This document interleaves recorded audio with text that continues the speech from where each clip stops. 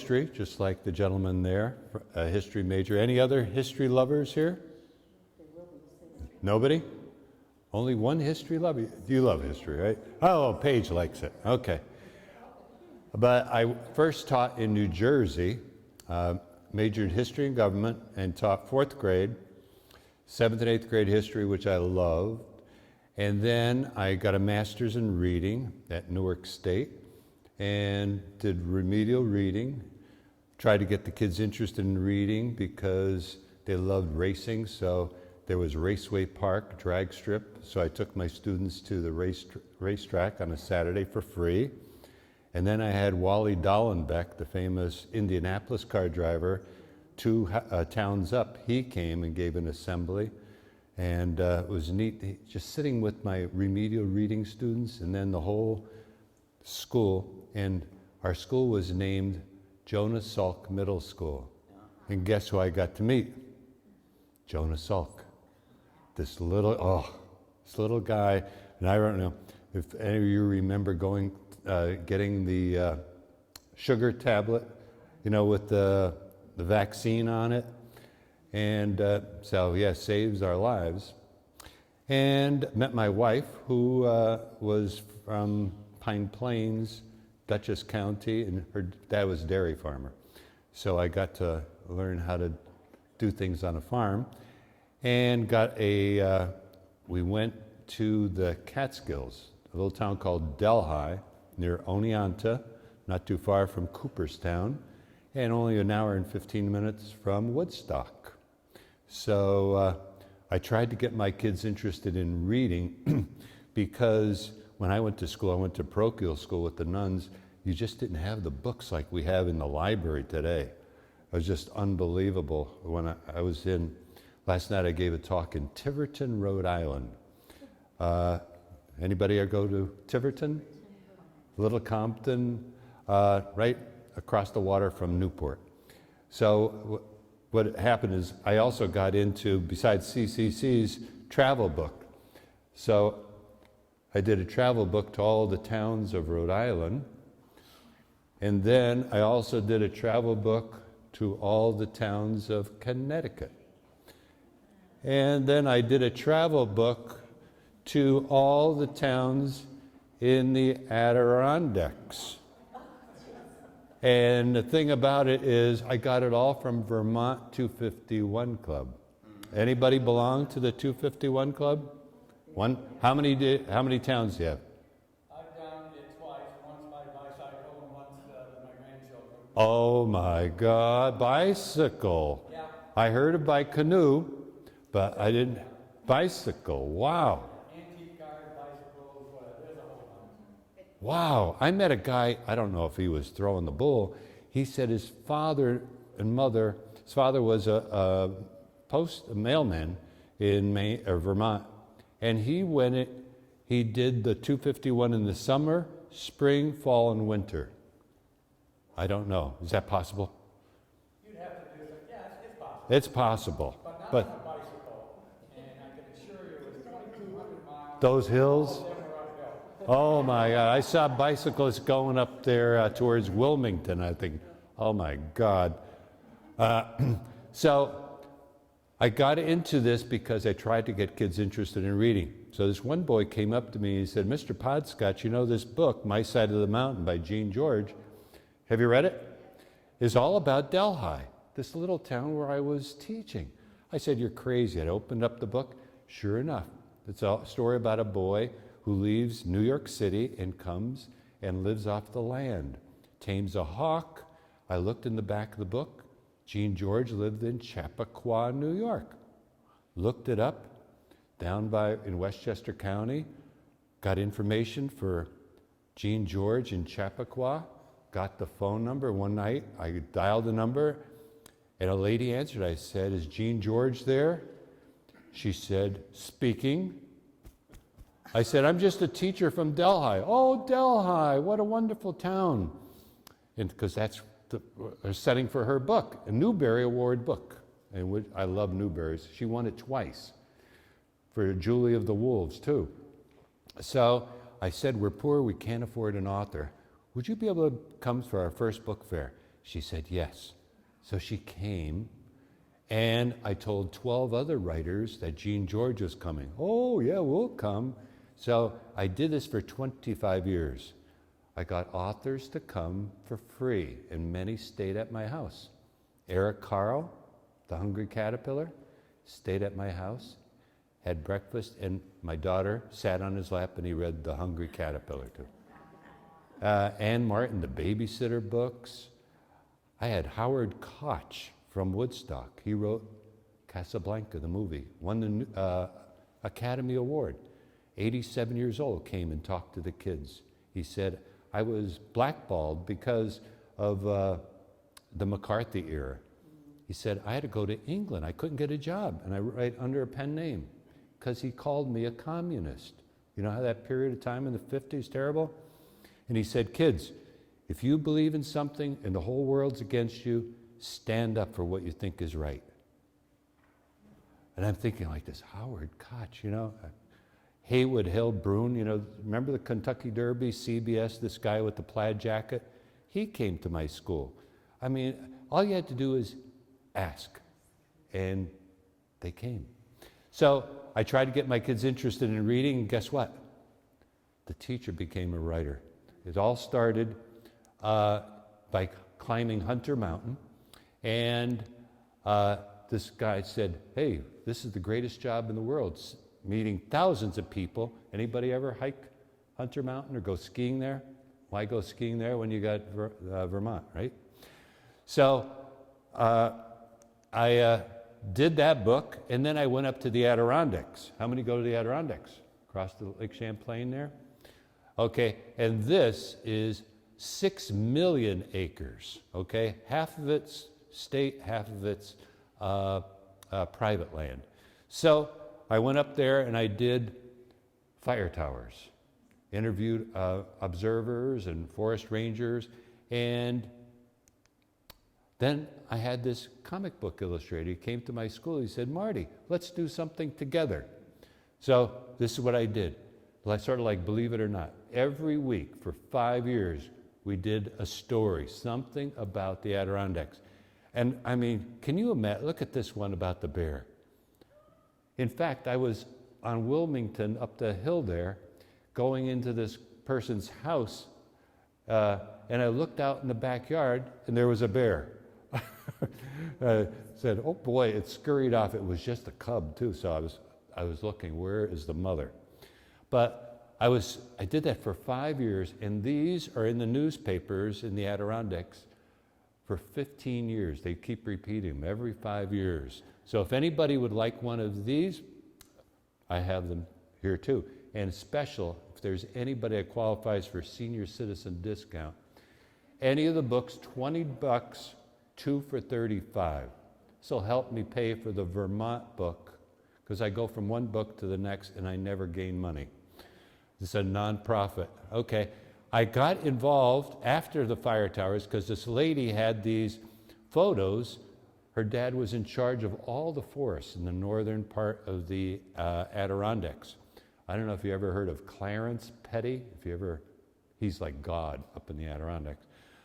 Just like, what's his name, Perry, the forester that you people had here in Vermont, and Perry Merrill. He came from the Adirondacks. Did you know that? Yeah, he was from Westport, right on Lake Champlain. So this lady had these photos, and I said, I'm going to go from the men and women who were up in the towers protecting the forest to the guys who built up our forest, built the roads. And I am so privileged to be here. And now I'm doing a book on Vermont. I love Vermont.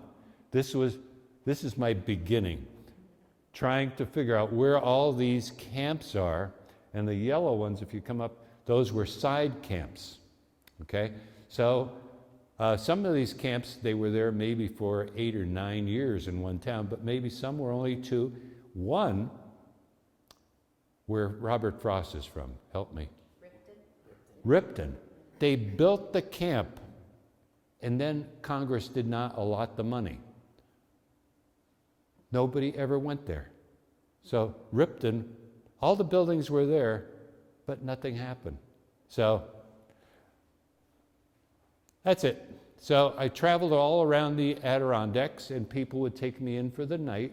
I'd give a talk. A lot of times it was for free, and they'd give me breakfast, then I'd go on to another town. One time I was on the road for 11 straight days. But you get to know the people, just like in Vermont too. A lot of the towns are taking me in. Rochester, I'm at a senior citizen home with 15 people, and they have a guest room. And then Waterbury, I'm going to Waterbury. The librarian was going to take me in, and then I'm going to Cambridge. So, my adventure. So I came out with this book, if anybody would like this book, and I interviewed 100 guys that were in the CCC. And these stories are fabulous because they were poor boys. They had to quit school, some of them, and they got a job and they were able to send home money to their parents. So then I did Connecticut. And this is one interesting one right over here. You see the boys on the side of the hill, they had almost like seats in the side of the mountain, and boxing was a really popular sport for the boys. And so these were the camps that I had to search for and interview people. Anybody from Connecticut? Nobody's from Connecticut. Okay. And then I went to Rhode Island because somebody said, I want find my father. He was in some camp in Kent.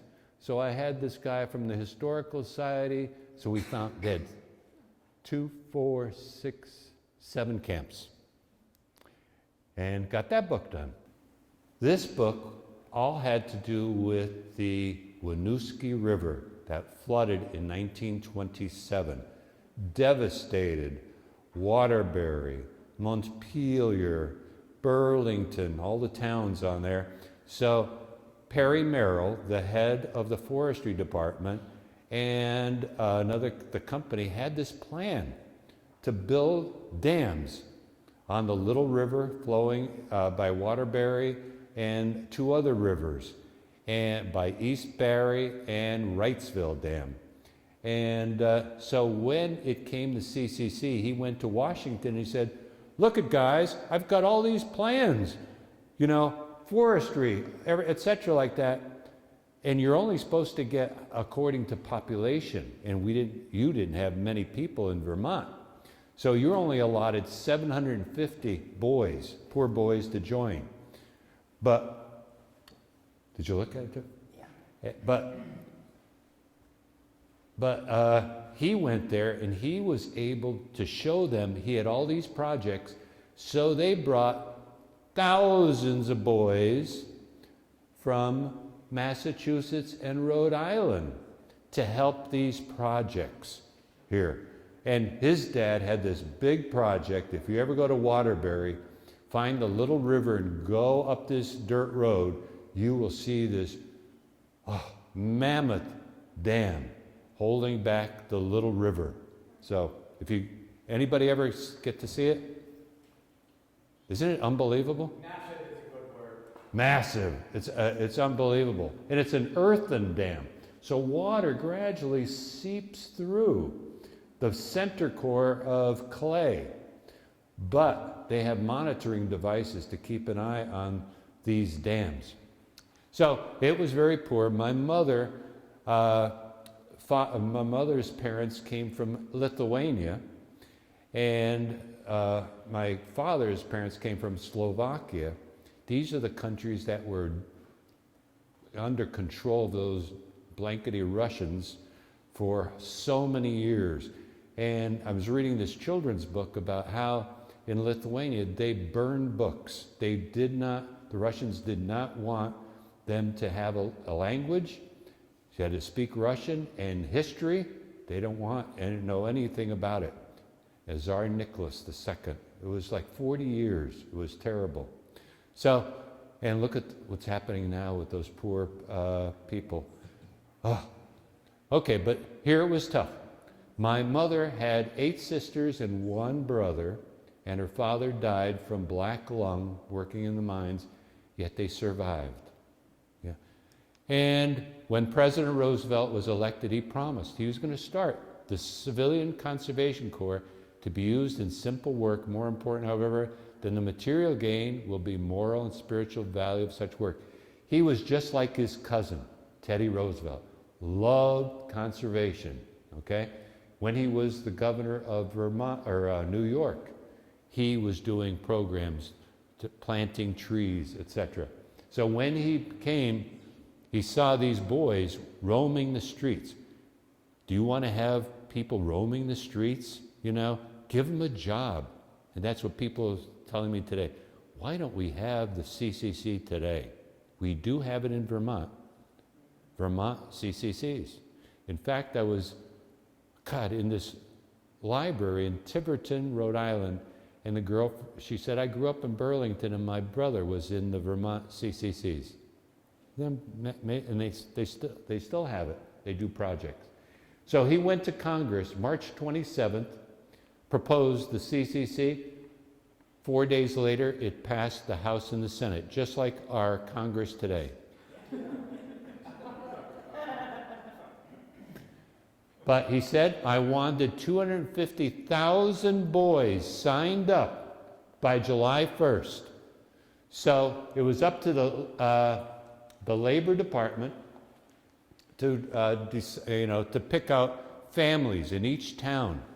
Here it is, they put the army in charge, okay? Just like Joseph's father was in charge of 200 men. The camp he was in was almost 3,000 in one camp building this huge dam. In fact, in 1933, they brought up 5,000 veterans of World War I and the Spanish-American War to Barry and to Montpelier to start building these dams. Can you imagine 5,000 guys? And they were in the foxholes with, the PTSD, okay? Many of them became alcoholics, they didn't have the drugs we have today or the help. So that was here in Vermont. Then in 1932, who was president? Who was president in 1932? Before Roosevelt? Hoover, okay? And when he was president, these veterans of World War I came to Washington. They called the bonus army. They protested, please give us our bonus that was supposed to come in 1946. They were poor. We don't have a job. Give us a job. Now, who did Hoover send to chase all these? MacArthur. Did your dad know him? Yeah. Holy moly. Can you believe that? And Eisenhower, too. Drove them out, burned their tents. 1933, Roosevelt came in. Who did Roosevelt send in?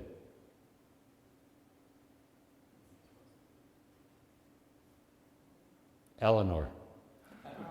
Eleanor, were you going to say that? Yeah, Miss Roosevelt. And she listened. What's the problem? And if you're the president, we've had a president, protest all over the place. If you have protesters, what's the problem? Solve the problem. So he said, we're going to have not only camps for the boys 18 to 25, didn't have jobs, but veterans too. So you had veterans, 5,000. How many of, Mike is watching it, looking at it. That is just the District 6, where all those veterans were, building those dams. Okay? So there's veterans. Okay, now this shows the East Barry. Anybody ever go up to Barry? Okay? And look at these old guys. Okay? They were there. Can you imagine leaving? If some of them were married or not. And you see what they're doing? Do you see this? Pick and shovels. They did have a couple trucks, but wheelbarrows moving the dirt. 1933. Not many trucks though. But look at all the guys. Pick and shovels, moving that dirt and building that earthen dam. So they had physical exams. They were giving World War I clothes. Okay, so now the boys, they had nice shoes, nice boots, warm woolen clothing, and here they are, the veterans probably coming in on the train into Marshfield. Let's see, what's the name of the park there? Starts with a P. Help me.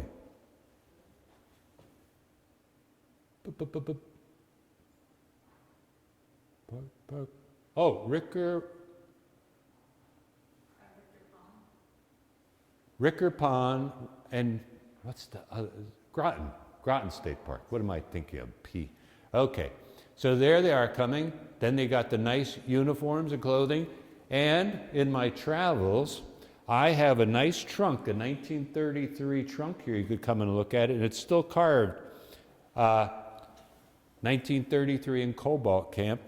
And these are the clothes they did not wear working, but maybe they went to dances. And many of these guys, too, they would go to local dances and they wind up marrying a local girl and stayed in Vermont or stayed in California, wherever they were. What a uniform will do for you. Right there? Where did you, I can't say pick her up. Joe, where did you meet her? Right here in Vermont. Oh, in Vermont. You were stationed here? No. This was after? My present wife, my dear wife. Yeah. Oh, no, we met here in Vermont. Oh, okay. I just was kidding about you. Oh, okay. I thought maybe it was true. I know they were. But, and they lived in barracks like this. Okay, here's a question now. If you have 200 boys in the camp, you have 5 barracks. How many boys per barrack? 40 is correct. So you can imagine being in charge of a barracks with 40 18 to 25-year-olds. Okay? And everything, you see how everything is neat, just like our children and grandchildren's rooms? And they would sign up for 6 months, and they could stay up to 2 years, and they were paid $1 a day, $30 a month. 25 went straight home to the parents. They have $5 spending money. Here's the Marshfield Camp there, where Groton State Park is. And they also had a doctor and a dispensary or infirmary where if a boy got sick. And this is the Bellows Falls Camp. Anybody go to Bellows Falls? Okay. How many have been across the river to Walpole? To the French restaurant? You were there today? How was the food? Did you get chocolate too? They have a chocolate store, and do you know who owns the restaurant? Ken Burns, the documentarian. That's where he lives, in that town. I tried to get him to do a video or movie on the CCC, dropped off my books there at his restaurant, but I got a letter. He said, well, I don't think I could live up to what you did, you know, because I've interviewed so many guys, and 3 books. He said, but I don't have any plans now, but maybe in the future I might do something. Signed, Ken. Isn't that neat? Yes? Is that still there? The chimney. Now, I searched and searched. They have the Bellows Falls librarian. He searched through all of the newspaper, what they call microfiche, all those years, and he found it was in North Westminster. And I searched and stopped people on the road. Where, do you know where the CCC? And they said, go down the Saxton River, you know, down back towards town. And when you get to that flagpole standing up, the dentist office there, make a right, go over the bridge, and you'll get to the entrance. So I went down there, got to the, going down that road, and then the guys, I stopped and said, is this true? Is this where the camp is? You can't go that way, they said. The bridge is out. You got to go back down into town, Route 5, down where that nice delicatessen and gardening place. You take this dirt road all the way up, and it's almost parallel with 91. Bingo! There were the two pillars, and it said CCC Road. Bingo! I drove up. There was a house, another house. Went to the first house, and I saw in the woods a chimney. Bingo! I knew it was the CCC camp. So I'm looking at this. Do you see a chimney up there? Yeah, on the left. On the left. Okay, there's one there. Okay. So maybe I drove up this way. See the road? That's it. Yeah, and there might be another building with a chimney too. So this would be the garage, two garages. They kept all the vehicles, and 1, 2, 3, 4, 5 barracks, or it could be 4 barracks. They would have 50 guys in there. The only thing left was the chimney? Only thing, and a foundation too. Now I think part of the camp, this part here, might have been bulldozed over with 91, because it's very close. And the lady who owns the land now, she's a state representative for Bellows Falls. So then, and I learned a new technique. I sent a story to different newspapers, about 10 newspapers in Vermont. Writer looking for information about CCC camps. Anybody have stories or photos, contact me. Bingo, it worked.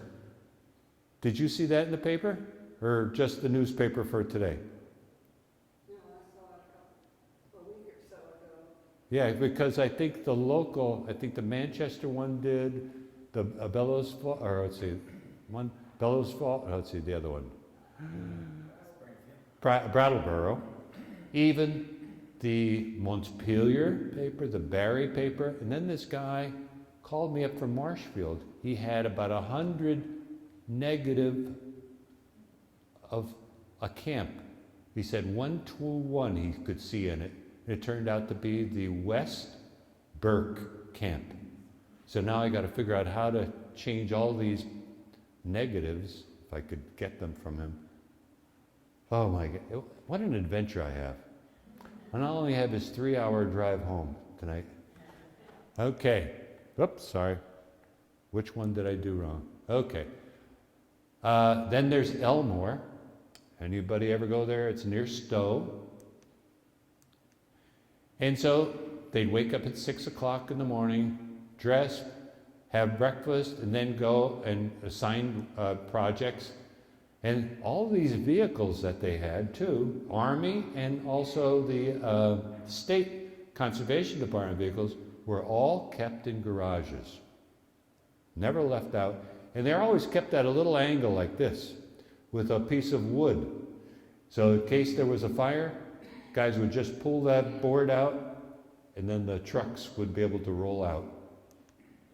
And here is the Northfield Camp. It was at the state, let's see, the fairgrounds. Anybody know? Anybody from Northfield?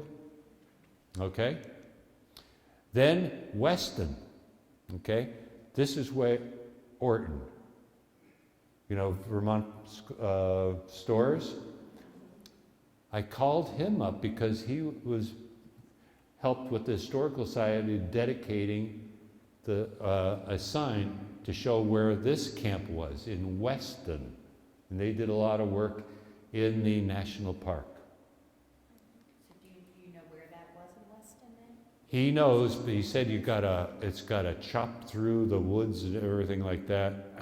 It's very difficult getting at it. But you could. They've had a hike. And look at this one. I just got these too. I got 14 photos from about the St. Albans camp from somebody in, I think, Massachusetts. Look at the boys going to work.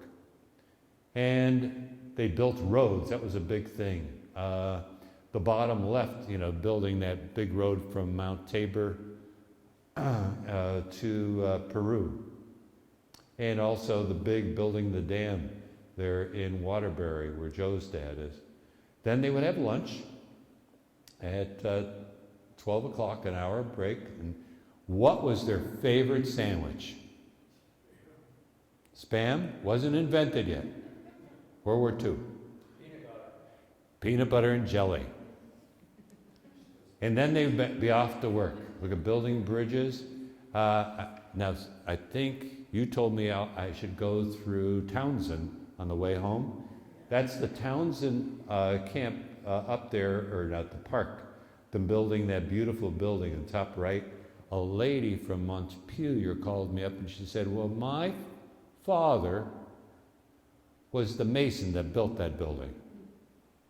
Can you, it's just, and then another guy says, my grandfather was the education advisor at the Groton Camp, and he's got a big photo album. So what? I can hardly wait, to see all this stuff. Then they would go for lunch or dinner. Okay, there's the Westin Camp. And at one end, there was a room where the cooks were, and they'd have to get up like 3:30, 4 in the morning to get make sure the fires were going. Welcome. And they could have all they wanted. One guy said, Marty, when I would be standing there, the sergeant would say a prayer, and I was looking like this. Where's the biggest pork chop I could grab? It was all family style. These stories, if you want to read a book, even if it's not Vermont, my Adirondack book or Connecticut book or Rhode Island, these stories, and look at that. They also had pets, pet dogs too. I bet you they were well fed. So after dinner, they'd go back to the barracks there, and they'd have 3 stoves there. And the thing about that, where Joe's father was, all the windows open like this, closed. So when the fire, they couldn't get out well. And I think 4 of the officers died in that fire in Waterbury. Okay, look at this one, St. Albans. Then they would bring their instruments, and then they would have a contest, maybe Friday night, to see, who was the best singers or dancers and musicians. Or maybe they would even play. And look they even had ping pong, pool tables. And I forgot to tell you, say those 40 guys in the barracks, what they would do too, they needed to, the captain couldn't watch all these guys. So they might say, hey, Joe, you're going to be barracks number 1, and you got to keep them in shape. Okay? And what's your first name? Bill? You're going to be his assistant. Instead of $30, you get $45. And assistant, $36. So you 2 guys had to keep them, make sure the beds were made, kept it clean. 10 o'clock, the lights went out, and you could see the stripes. I think that's, because I wasn't in the Army. Joe, were you in there? What does that represent? That's a corporal. Would that be the leader then? Had that, the 2 stripes? That'd be a corporal. Just Okay. like that one. Yeah, okay. And that guy there, all he had to do of the 200 guys, his job was ordering tobacco, cigarettes, candy, soda, shaving cream, stuff like that, soap. And he'd be open in the evening and on weekends. That was his job. One guy would just work in the first aid, the infirmary. He would stay there 24/7. He even had his own a little room in the infirmary. And some guys who knew how to type, that's all they did. They just worked in the office, keeping track of all the records. So I told that young lady back there, I said, if you want to get your brother-in-law's records, they're all in St. Louis. And he might have been in Peru Camp, did you say? Okay.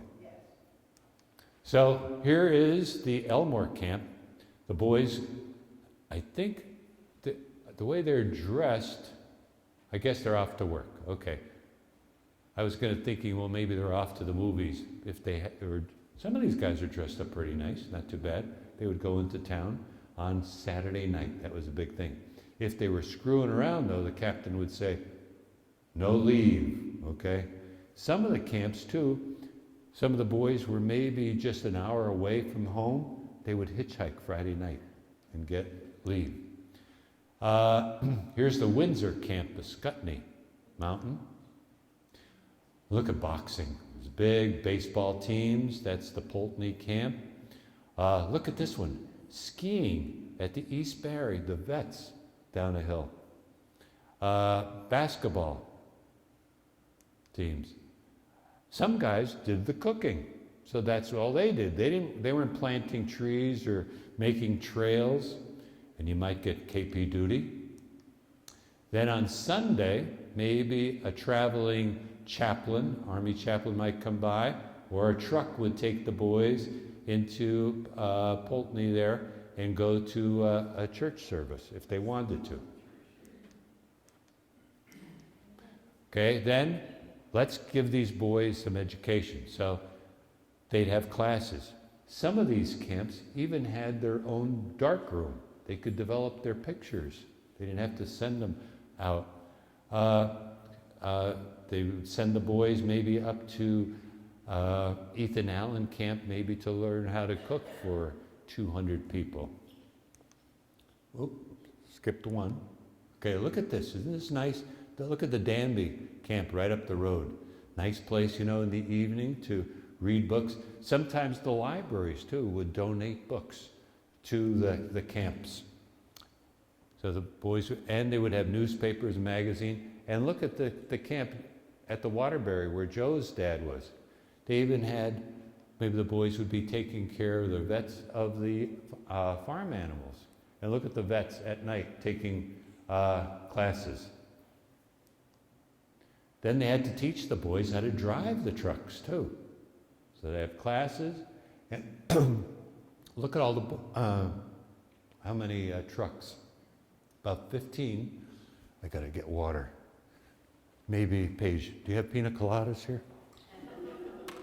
Believe it or not, I was in Utica at a Masonic place, and they had a baby grand, pretty nice place, for these elderly people like me. And the lady says, do you want anything? And I said, a pina colada. So I went out to my car, came back in, and on the baby grand was a pina colada. So you never know. Maybe after, right, Bill? Okay. I gotta, excuse me.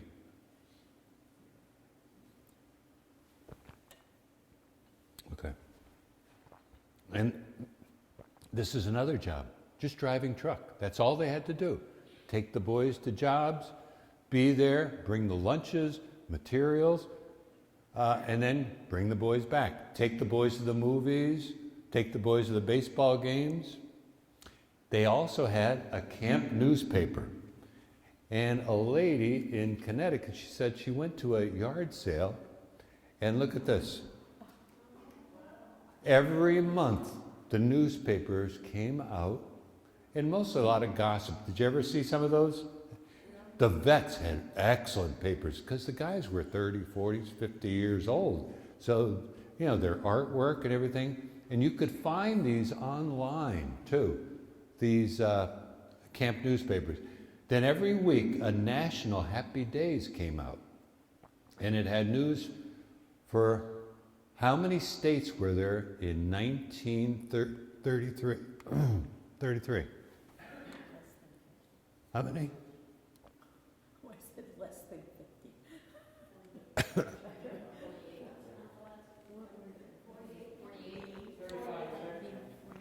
48. Very good.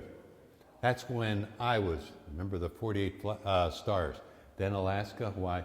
But they were in 48 states plus Alaska, Hawaii, Puerto Rico, and the Virgin Islands had CCC camps. How many have been to Puerto Rico? How many have been up El Yunque, the rainforest? That serpentine road going up there? Guess who built it? CCCs. I went into the museum there, built by the CCCs. Those buildings, etc. So someplace there's somebody in New York City or Miami or in Puerto Rico, 99 years old, who had worked in the CCC. And also the Virgin Islands. Okay. Okay, what did I do? Okay, I got blanks. Wait. Okay, what did these boys accomplish? Well, look at all the things they did. Mostly building roads. They also fought insects, parking areas, fireplaces, dams.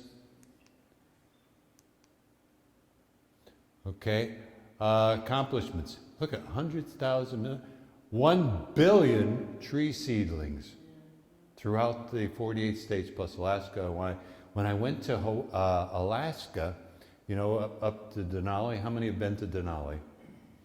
You know, when you're going on that bus, the first stop, there's a little park area there, and the place where the dogs were, built by the CCC. They also got guys to help build the totem poles because they were all rotting away. The CCC rebuilt the totem poles. So there's so much. I don't know anything about Hawaii though, but maybe somebody has written a book on that. Then they fought the tree diseases, okay? Blister rust. It attacked the Dutch elm disease, the gypsy moths. Remember growing up and squishing those terrible things? And, what is it, every 7 years or something they would come? Terrible. But this is one that attacks white pine trees, blister rust. And they found out that this fungus needs an intermediary, and it was the gooseberries and currant bushes. They had to have those in their life cycle. So the CCC boys went around wherever white pine trees were growing, and if there were currant bushes, you know, you make the nice jams, etc., rip them up and let them dry, okay? Even going on farmers' land. And if the farmer wouldn't let, they'd get state police. You got to get rid of these within 900 feet of white pine trees. What's the tallest tree in Vermont? Joe? White pine. White pine. There, I did fire towers, and in this one fire town, they used a white pine tree and made a round stairway going all the way to the top. And can you imagine being up on a white pine tree like that, watching for smoke? So that was, and then gypsy, these are killer. They'd have the boys in the wintertime looking for these egg masses. See, there would be millions of eggs in there. The boys would climb the trees and with a paintbrush and a can of creosote, you know, the cancer-causing thing, paint the eggs to kill the eggs.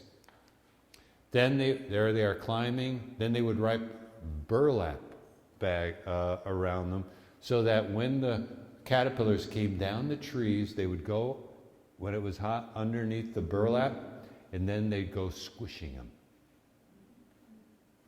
Now they came out, I remember Ace Hardware, with the thing you wrap around, it's like very sticky. Boy, what a mess, I'll tell you. I tried it. Excuse me. Then fire protection. Each camp, right at this time of the year, I saw fire trucks pulling in and out of some of these places past 2 days, because this is when the most fire season was. April and May. Why? It's very dry, leaves, grass, okay? And in those days, do you remember burning barrels? You'd burn your trash outside. I remember my father lighting the leaves in the grass, and then all of a sudden, the wind came, and we were running outside with rugs, wet rugs. Your heart's beating trying to stop the fire. Well, so they had always 10 boys in the springtime. They never left the camp, and they were prepared to go with their Indian tanks. They also built water holes. Do we have many water holes in Vermont when you're hiking? So that if there was a spring, they would dig it out and line it with stone, so that if there was a fire in the woods, there would be places for them to fill up their Indian tanks or pumps. I don't think you have them, but they have them in Connecticut and the Adirondacks. They also built fire towers. That was my first claim to fame, fire towers of the Catskills. Believe it or not, I wound up in the Daily News, the centerfold section. This guy came up and wrote a story about me and the fire towers of the Catskills. Truck trails. Here is that trail that you people go on from Mount Tabor to Peru. Okay, that's the trail. And then look at this big thing. See this big, oh boy, I think I'm losing it here. See the top left?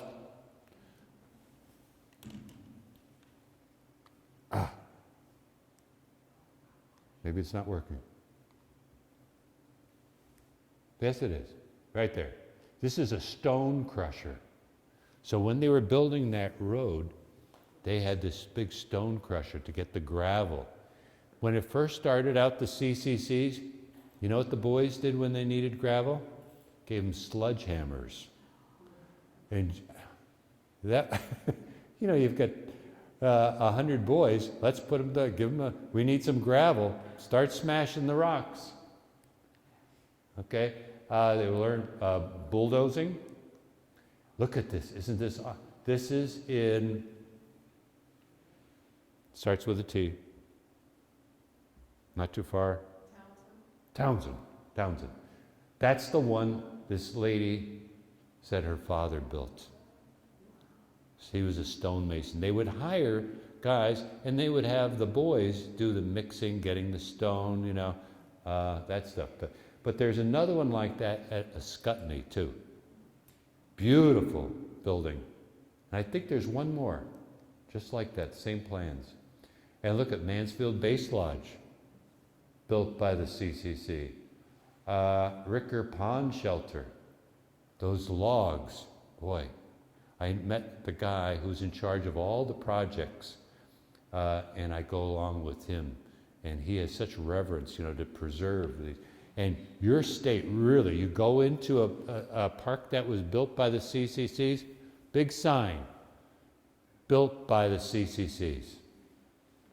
And look at that one. This was, anybody take that road from Shrewsbury all the way over to Plymouth, that dirt road? No? Okay. They had this beautiful place, log structure and a well. All that's left is the well and the chimney. People just stopped using it, and the state just let it go. Just fell apart. Notch Shelter National Forest. Anybody hikers know that place? Okay. Owl's Head Shelter, and look at Owl's Head, the lookout. And there's that one. They had a ski place there. Anybody know that one? In Shrewsbury? No? It's also called Northam. Where the Northam public school is today, they said that's where the camp was. So they'd also get the logs, cut wood. Whenever there was a disaster, God bless you, they would send the boys, help clean up the roads, take out the mud. I think the top right one there is Middlesex. So these are the greatest generation. You know, it's just they loved nature, and the boys told me, Marty, we learned to get along together. That was the big thing. And they met so many guys. And after they got out of the war, they formed a club called NACA. And they would have meetings in Montpelier, different parts of the United States. And they would have even museums, like in Connecticut, we have a museum started by the CCC boys. But when they started dying off, now I'm with the CCC Legacy, I'm on the board. But the thing is, the membership just keeps going down. So we need people to join the CCC Legacy. And what I have here, too, these are free newspapers. CCC Legacy Journal, they're older, but at least there's stories about the CCC. And I forgot to pass this one around. I got this one on eBay. This is the Poultney Camp, right up the road. You know where all the slate places there? It starts with a G. What's the town? Granville, yeah. Okay. So this is what I've just trying, I think I've got maybe 90% of it done, okay? The chart of all the camps. You know, and see they had companies. Let me see if I could see the Waterbury one that Joe's dad was. There was one in the village of Waterbury called the Camel's Hump, and the one Joe's father was the Charles M. Smith. 16 companies. Can you imagine that? 16 veterans camps were there. And their barracks were like this, class. H with 100 guys in, like a U. The Trapp family bought a farm right next to the Moscow CCC camp, and Maria, she went to the state and she said, can I rent the buildings? So she rented the Moscow CCC camp for 10 years and had singing and dancing camp, and she charged the people $50 a week, room and board. And they lived in the barracks, and they had their meals in the mess hall. Isn't that amazing? So guess who called me up? I got a call, and it said Trapp family, Trapp Lodge. He said, this is Johannes von Trapp calling. You said you were looking for some pictures of the CCC, but we don't have any pictures, but you're welcome to use the ones online. And he told me about how he went to a school in Canterbury in Connecticut and Yale. Oh, Bill went. And so the Peru Camp. And see the road, there was named after Hapgood, who was, he owned thousands of acres of land. And he sold it to the government. And there's the Peru Camp. Anybody recognize that mountain? And there's the camp from a distance. So all I have to do is figure it out. Who? Hapgood. There they are building the dam there at Hapgood.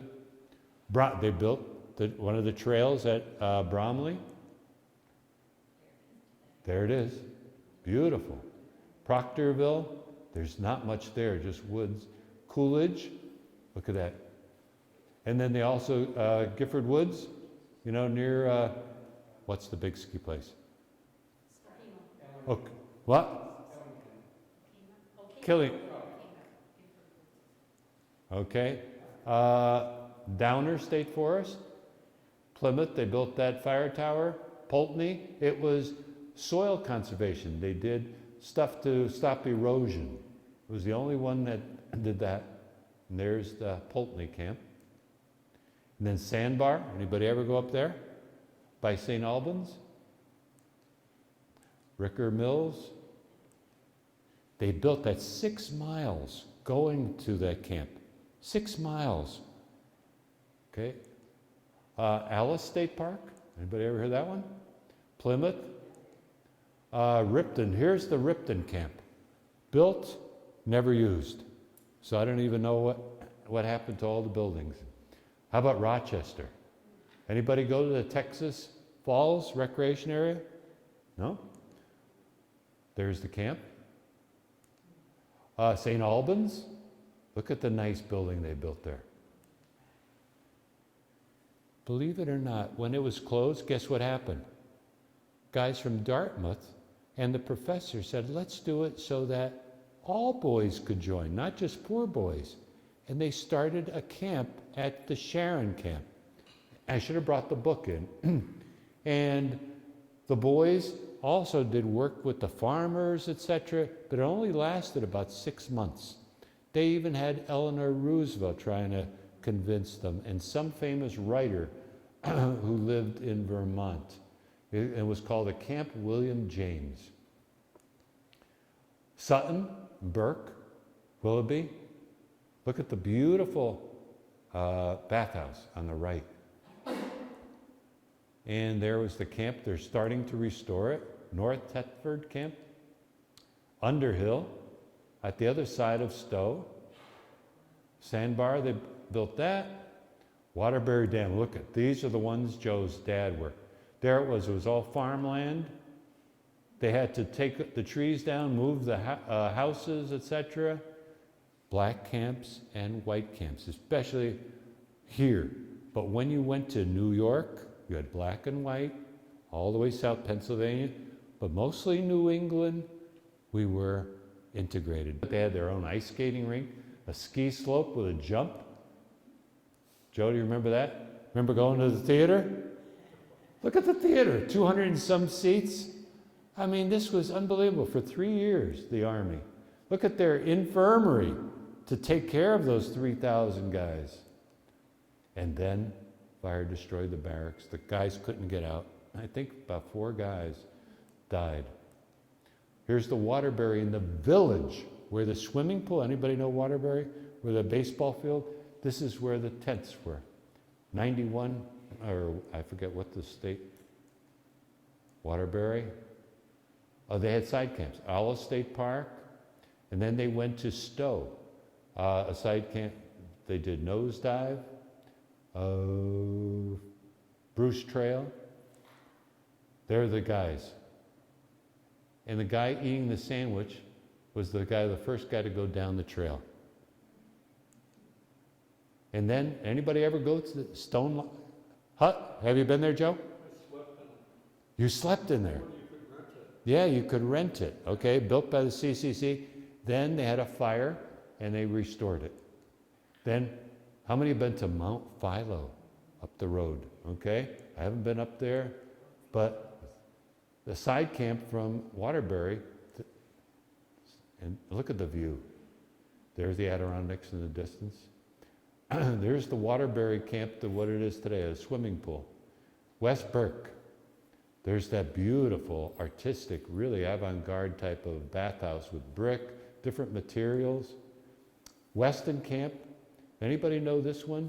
Little Rock Pond Shelter Bridge. Have you been there? Okay. Greendale Forest Campground? No? World War II came. We no longer needed the boys. They closed the camp, and look at the legacy. How many been to Red Rocks? Have you been there? In Boulder, below Boulder. Okay? And these are all the books. So any of these books, $20 or 2 for $35, your buying helps me to pay for my Vermont book of $15,000 or more. But that's my adventure. So thank you very much for having me. Anybody who needs a book, class dismissed.